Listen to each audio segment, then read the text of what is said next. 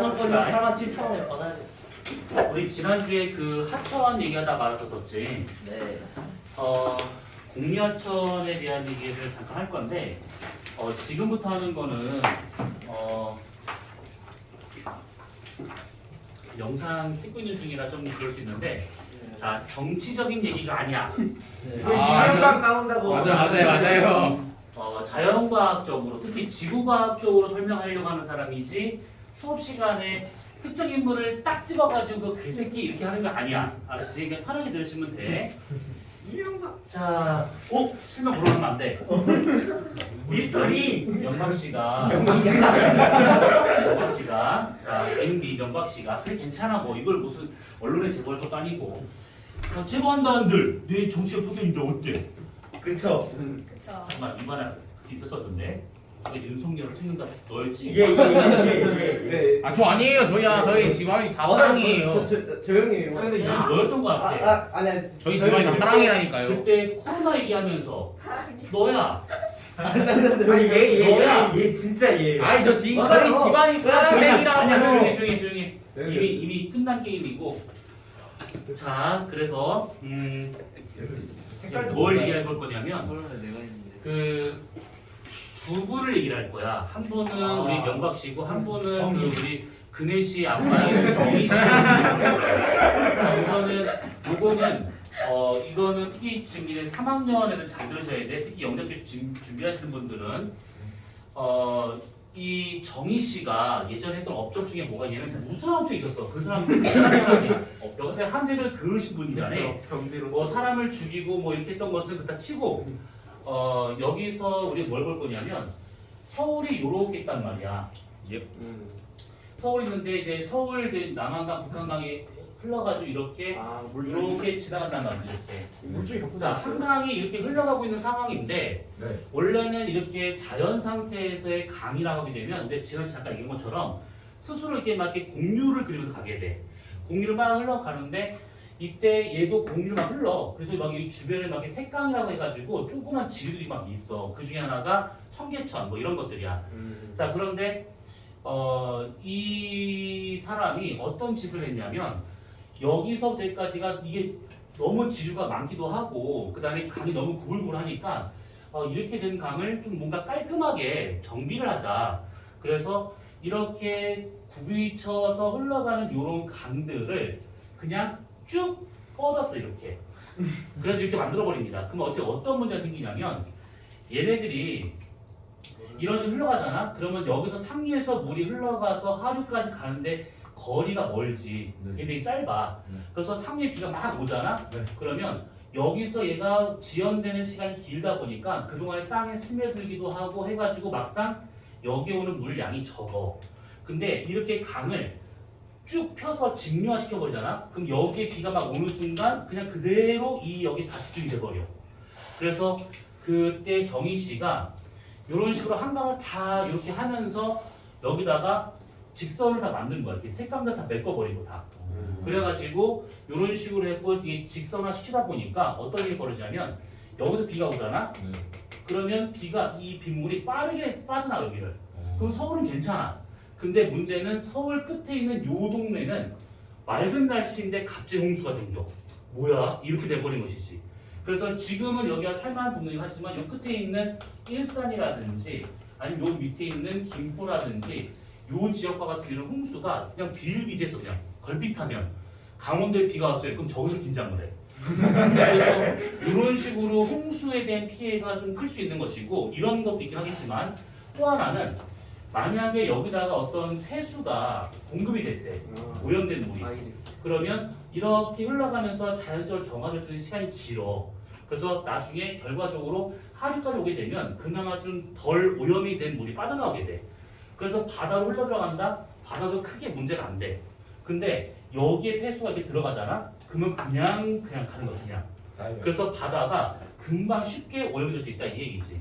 그래서 강이 공유화되냐 직류화되냐에 따라 가지고 홍수 피해라든지 아니면 환경 오염에 대한 그런 것들이라든지 다 다를 수 있다는 얘기야.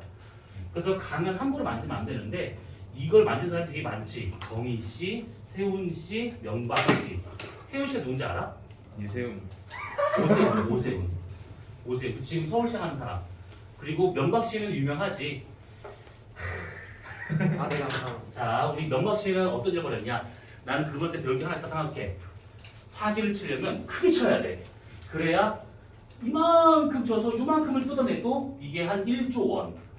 대단하지.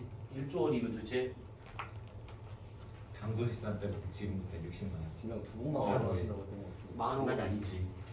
자, 우선 이 사람이 어떻게 했냐면 우리나라가 요렇게 딱 한번 가져야 이렇게 테레산맥이 있어.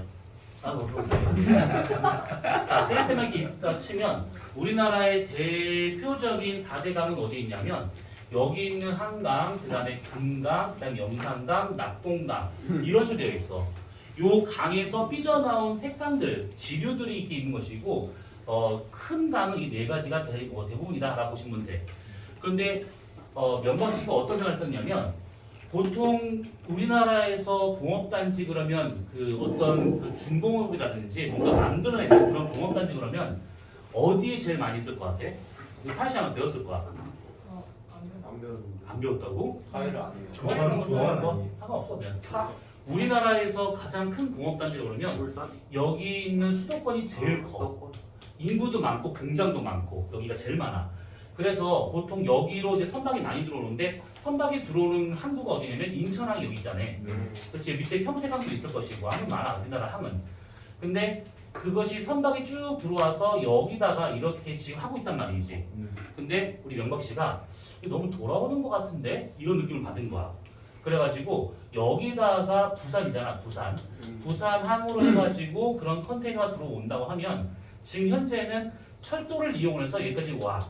아 그럼 그걸 뚫어요? 그래서 명박 씨가 이거 너무 비효율적이야.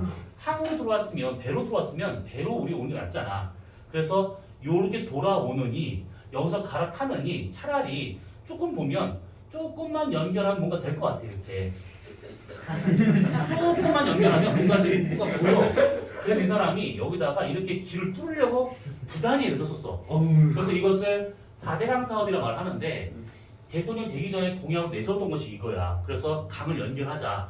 그래서 여기다가 배가 들어오면 이 배를 내리지 말고 그대로 그 배가 국토를 가로질러서 여기로 오면 얼마나 효율적이겠냐라는 생각을 한 거야.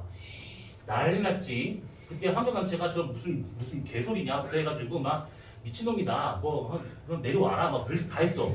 그래서 명박이가 명박씨도 아니겠네. 명박이가 오케이 알았어. 너네들 의견 알았어. 안 할게 했단 말이야. 근데 이 사람이 그걸 포기를 못해. 대통령이 됐어. 그런 다음에 난 그럼 이제부터 4대강을 정비하겠다. 그 사람의 명분이 뭐였냐면 연결을 하지는 않대. 연결을 하지 않는데 이 큰 강들 때문에 홍수가 잘 나지 않냐. 우리가 홍수만큼은 조절을 하자. 명분이 되게 좋아. 그래서 어떻게 했냐면 보통 강 수위가 이렇게 있다라고 치잖아 이렇게. 그러면 물이 이렇게 흘렀어. 쭉 흘렀어. 그러면 홍수가 안 나는 것은 강물 수위가 올라가서 이게 범람을 한다는 얘기잖아. 그러면 여기서 참 문과스러운 생각을 했는데 뭐였냐면 얘가 넘치는 거니까 상류에서 물이 흘러내리는 것을 막을 수는 없고 비 내리는 것을 막을 수 없으니까 그러면 강 바닥을 파자. 강 바닥을 파면 수위가 떨어질 거니까 그러면 범람하기가 쉽지 않겠다라고 했던 것들이야.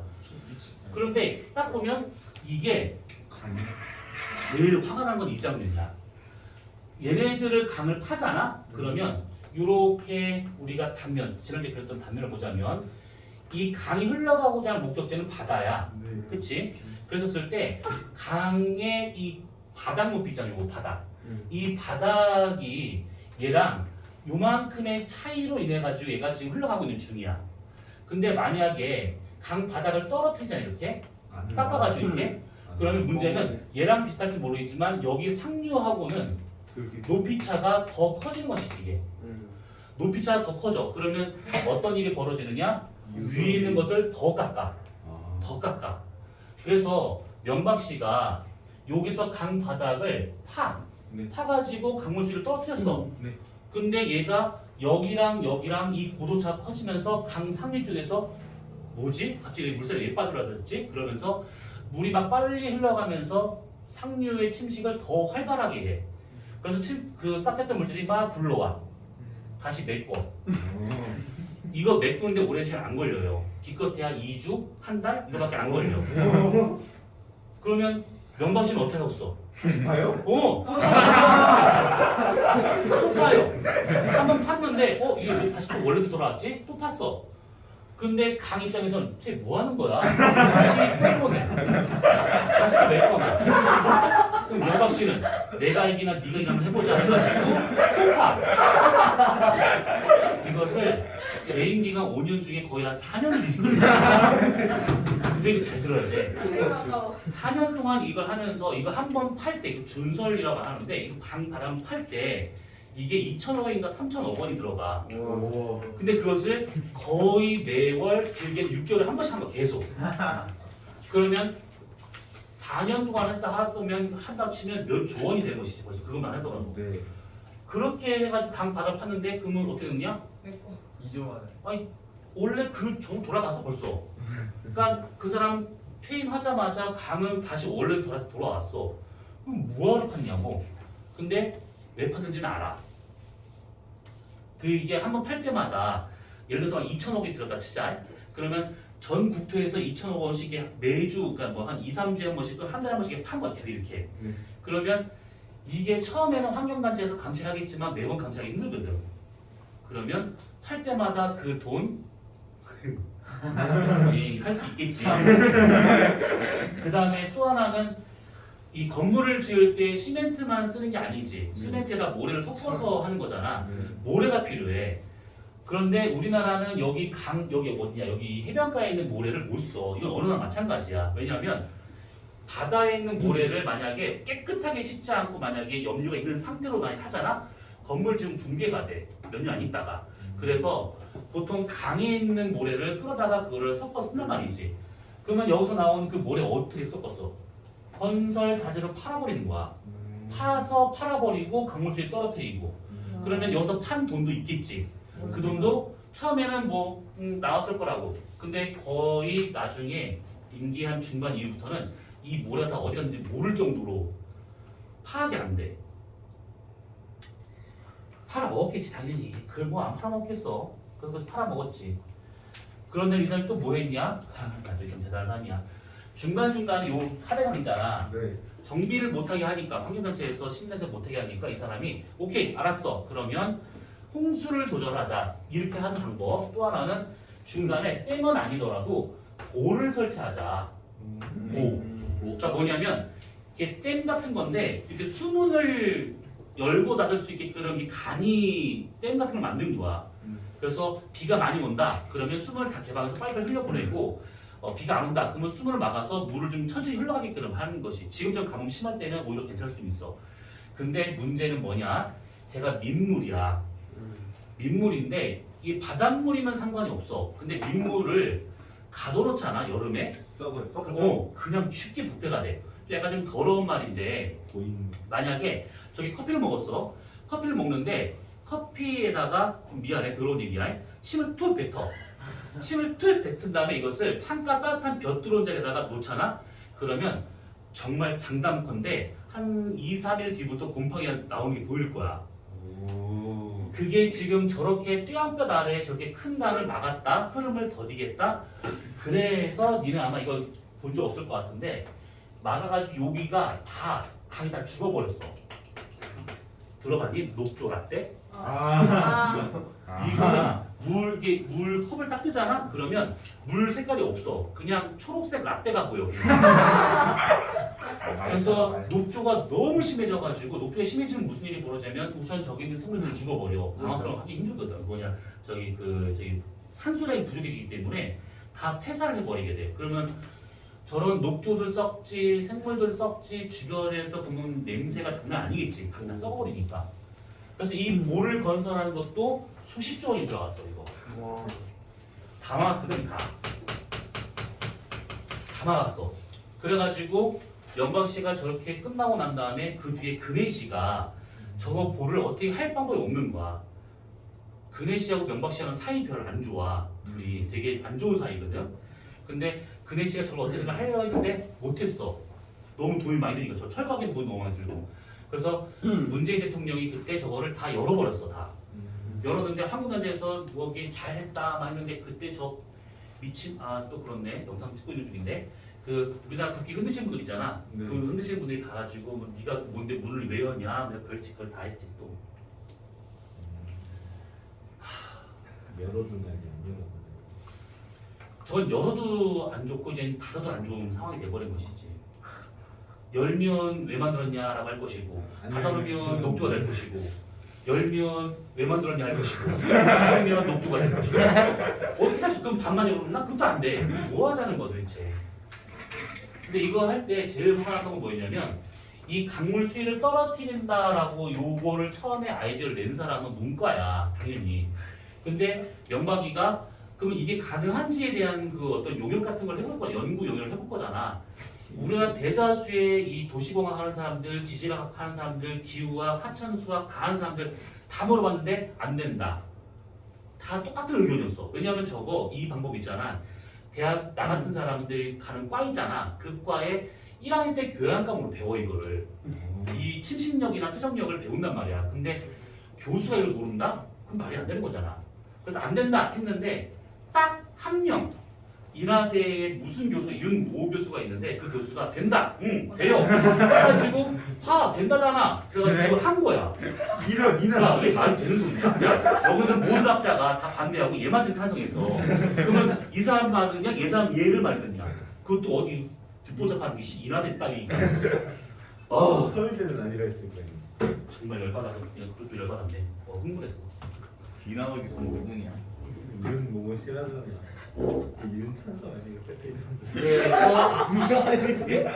그래서 이거를 하면서 좀 말이 많았었죠. 지금 이 얘기를 한 것은 우리 명박 씨 업적을 기리기 위해서 한 것은 아니고 이렇게 강에 함부로 손을 대면 안 된다라는 겁니다.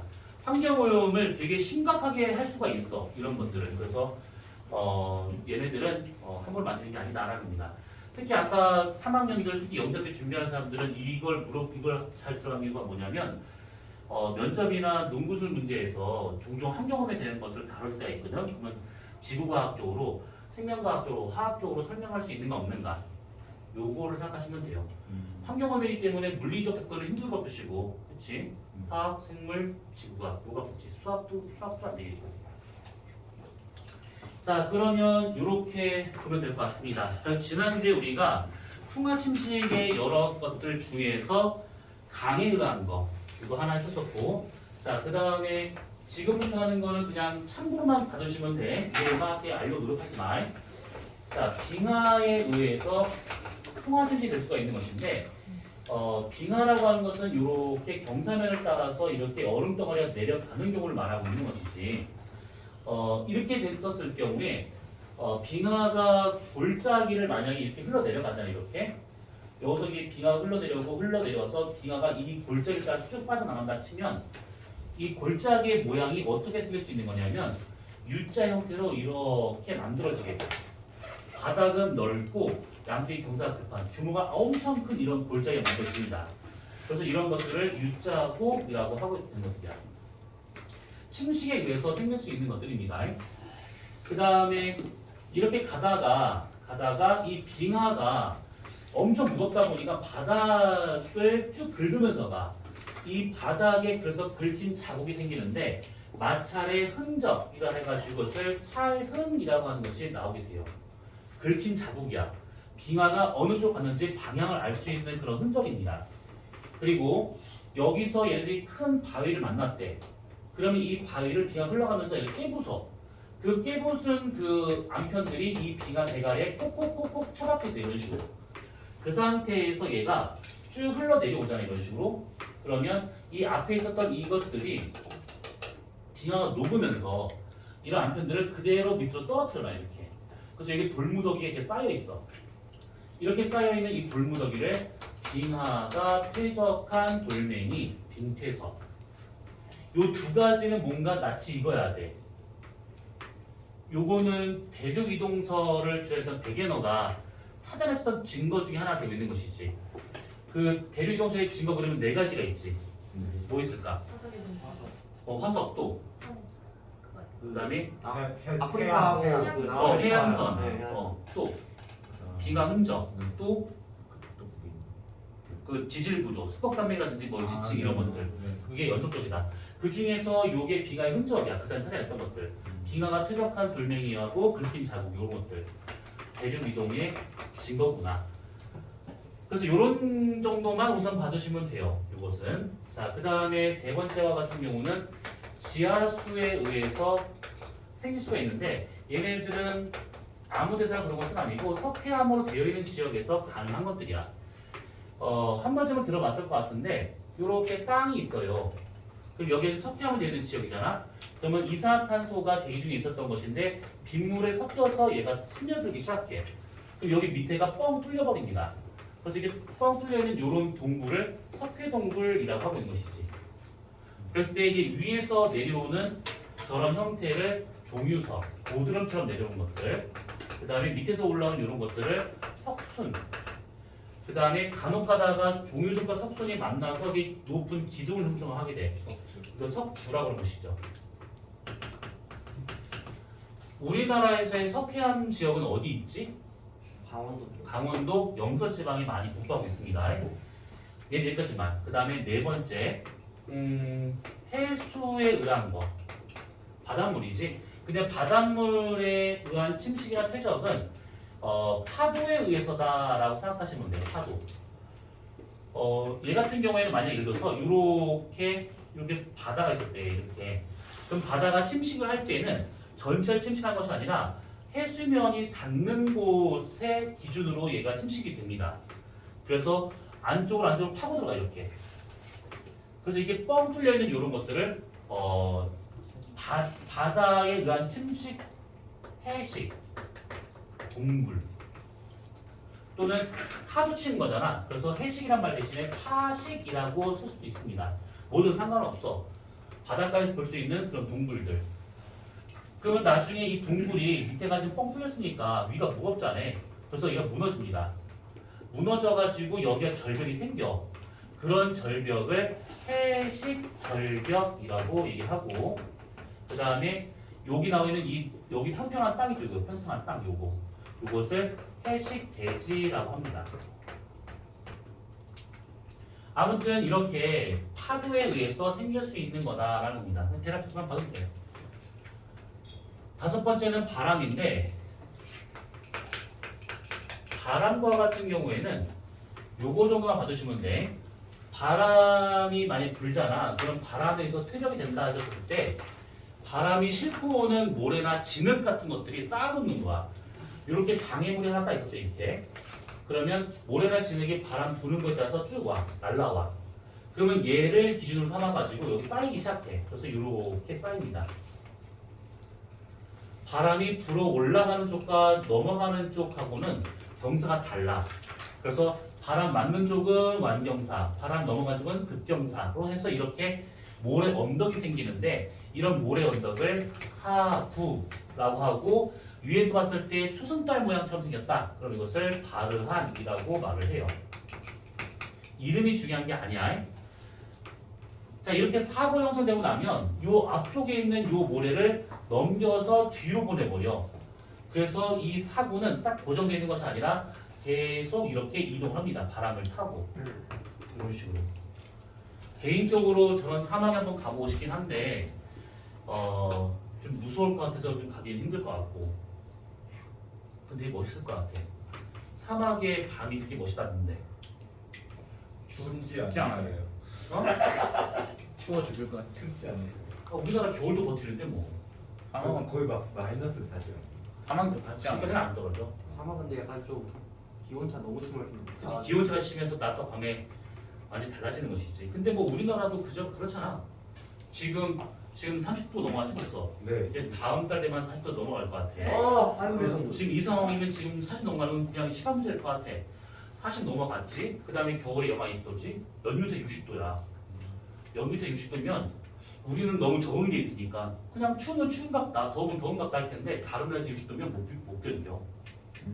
근데 미국의 어떤 지방은 하루 만에 온도가 58도가 바뀐 데가 있다는 데. 데스밸리 거기 같은 경우는 거기는 거기 사람 살 60도를 데스벨이야 데스 아. 뒤지는 S면 근데 거기 같은 경우에는 지금 60도를 좀 넘어갈 것 같아 보니까 그거는 역사 관측 이래 그 정도 되는 온도는 많이 있었네. 흔한 현상이었네. 뭐 대단한 건 아닙니다. 지난달에 인도, 파키스탄이 그 정도 온도까지 올라왔었어. 거기는 참 대단한 나라예요. 인도야? 바닥에 알코올도 있고. 인도하고 파키스탄하고 그 일대가 낮 최고 기온이 갑자기 5월 초인데 갑자기 막 40도 막 넘기 시작해. 그래가지고 때일은 여름이다. 뭐 요 정도였었거든. 근데 갑자기 5월 중순 되니까 60도 막 넘어가. 뭐 사람들이 못 견디는 거야. 그러니까 강에 들어가도 강이 미지근하고 나오면 쪄 죽을 것 같고. 다행은 아닌데 인도, 파키스탄 이쪽은 못 사는 나라들이잖아. 대부분 사람들이. 그러다 보니까 에어컨을 잘 안 써. 선풍기만 써. 만약에 그 나라에서 우리처럼 에어컨을 쓰잖아? 1년은 벌써 끝났어. 벌써 끝났을 거야. 그래 천만 다행이라고 얘기하지. 기업들 사이에서는. 인도가 에어컨을 안 쓴다는 게. 누구는 쓰는 거 아니야? 중국이 안 쓰면 근데 중국은 써. 근데 이 새끼들은 또 욕하네. 그거 진짜 걔는 민폐 국가야. 그거 진짜. 왜 한 여러 개 옆에 있냐고 짜증나게. 그 에어컨 안에 들어있는 프레온가스 있지. 네. 저거 대기 중 방출하는 거 불법이야. 네. 죄요? 저거는 저거를 헐. 전 세계적으로 다 막은 상태이기 때문에 지금 오존층이 복구가 되면서 지금 오존층 파괴라는 얘기 들어본 적이 꽤 오래전이지. 네. 지금 들어본 적 없을 거야 근래에는. 근데 중국에서 이것을 몰래 방출한 게 유선에서 걸렸어. 그거를 조금 방출한 것도 아니고 다량으로 방출했더만. 그게 미친 나라야 이거 진짜. 중국 지금 어떤 지방은 지표 온도가 74도래요. 걔네는 빨리 죽었으면 좋겠어. 근데 그 지금 떠오르는 민폐 국가 두 번째 러시아. 러시아는 푸틴. 아니 그 지금 전쟁하고 있는 그걸 떠나서 이 러시아에서 지금 근래 지지난주인가에 위성에 또 잡힌 게 뭐가 있었냐면 메테인을 그렇게 방출하고 있더라고. 뭐 하는 거야? 이산화탄소의 온실 효과율보다 그 메테인 한 개가 80배가 넘어. 와. 네. 그래서 얘를 많이 방출하잖아? 그럼 죽어. 근데 메테인을 그렇게 방출하고 있더라고. 진짜 어처구니 없어. 근데 러시안 다크호스다 다크호스. 근데 메테인은 뭐하면 방출되는 거야? 미생물이 분해가 된다거나 미생물이 분해가 된다거나 방구 뿡뿡 끼거나 반죽. 흙 거덕한다거나 이런 그러니까 유기물에 의해서 기원되고 있는 것들인데 거기서 보니까 지금 그런 대규모의 농장은 아닌 것 같고 광산을 채굴하는 것 같아. 근데 시베리아는 영구 동토층이다 보니까 그 안에 예전에 유기물들이 많이 쌓여있는 상태거든. 그런 것들 잘 처리를 하면서 해야 되는데 그냥 무작정 파면서 안에 있는 얼어있는 메테인을 그냥 빼버리고 기체 막 빼버리고 이러니까 그냥 가뜩이나 가만히 냅둬도 금방 녹고 있는 중인데 그 쌍놈 새끼들이 더 빼고 지금 나 진짜 이씨 또 흥분하고 있네. 오늘 세 번째 응원하지. 스티븐 호킹이 예전에 사람의 그런 걸 그 기획을 한 게 있었는데 미래 인류 사람들이 타임머신을 타고 오는 걸 가정을 해서 파티를 열자 이런 계속 그런 헛소리를 했었어. 근데 그 사람 입장에서 그게 가능할 수 있는 것이 뭐냐면 물리학자 입장에서는 과거로 오는 거는 가능하다라고 생각하고 있는 중인데 근데 아무도 안 왔어. 당연하겠지. 누가 어디서. 그래서 사람들이 커봐라. 시간 여행 불가능한 거다. 이게 된 것이지. 그런데 못 오는 거 아니야? 아니야.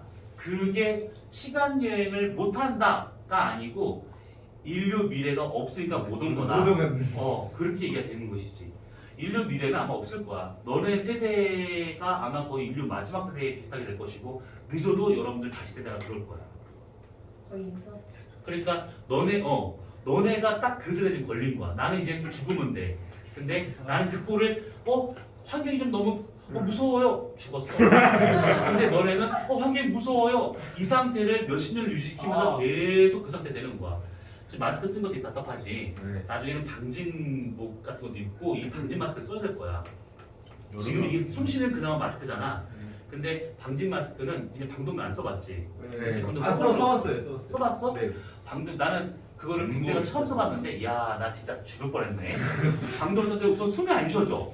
이런 마스크하고 따위는 상관없어. 그 KF94 있잖아. 그거 한 5개 겹친 것처럼 아주 미치게 숨이 안 쉬어져. 근데 아무튼 그걸 쓰고 상화를 해야 될 상황이 될 것 같아. 근데 이게 열을 냄새고 있나 봐. 아무튼 그래서 환경오염과 같은 경우에는 여러분들 세대가 피크다. 픽서. 피크 몰라? 아, 너 내가 얘기했지? 들리는 데 말하지 마. 알았지? 분위기 봐가면서 얘기하는 거라. 알았지? 피크. 뭔지 알죠? 픽서. 자, 그래서 그렇지. 네 자식 세대가 제일 걱정이 하다. 아무튼 그래요. 자, 그래서 우선은 이거에 대한 얘기는 여기까지만. 이거는 그냥 그거야. 참고. 자, 그 송도도 2학년 걸로 바로 넘어갔어요. 이 풍화 증식이 끝나고 나면 그 뒤에 1학년 과정이 뭐가 나오냐면 판부조론이 나와요. 안 하신다. 근데 판부조는 난 못하겠어. 너무 많이 하는 것 같아. 그래서 나중에 그럴 기회가 있으면 한 번 더 하고 아마 그런 기회는 따로 내가 만들지 않을 거야. 그러니까 판부조론은 한번 개인적으로 공부하시고 우리는 2학년 과정으로 다 넘어갈 겁니다. 지금 프린트를 좀 해 와야 될 것 같은데